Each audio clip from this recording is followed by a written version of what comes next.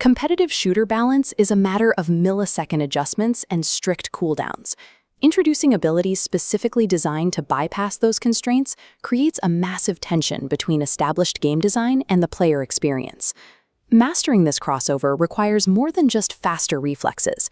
You have to learn how to intentionally push your character to the absolute edge of control without crossing over.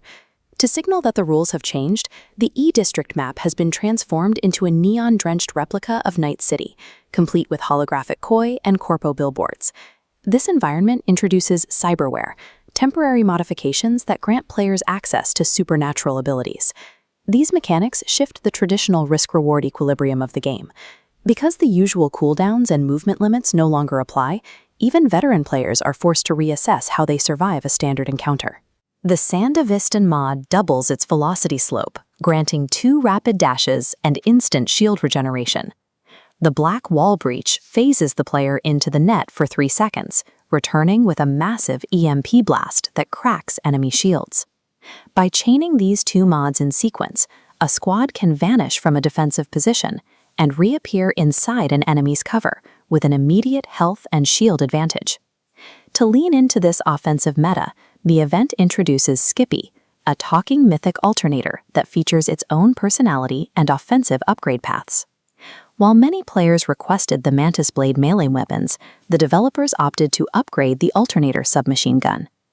Given the current weapon meta and the development time required for custom melee animations, the SMG offered a more efficient path for a premium event reward.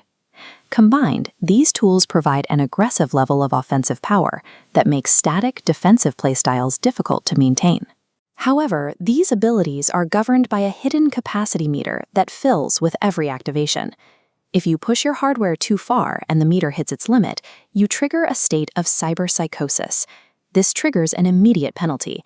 You lose access to firearms, your defensive shields are stripped, and tactical abilities are disabled. The only benefit in this state is a massive surge in movement speed and raw melee damage. This layout emphasizes the binary shift in the gameplay loop. The moment the meter peaks, you are forced to transition from calculated, ranged tactics into a state of melee rage. This adds a new layer to the existing skill gap. Beyond aiming accuracy, players must now calculate exactly when to push the chrome and when to back off. Looking past the gameplay, the event functions as a highly engineered marketing engine. It serves as a playable billboard, building anticipation for Edgerunners Season 2 on Netflix, while leveraging the 40 million player footprint of Cyberpunk 2077. By adapting popular anime characters into character skins, the developers can draw in a demographic that might not typically engage with a battle royale.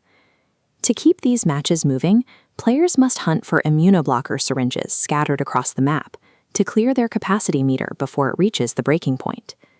The optimal loop for high-level play involves abusing the cyberware for an aggressive push, then quickly locating an immunoblocker to reset the loop before the penalties kick in. Because squads are constantly rotating to find these syringes while using high-speed mods, combat encounters increase, leading to a much faster match pace. Winning this event requires walking a razor's edge.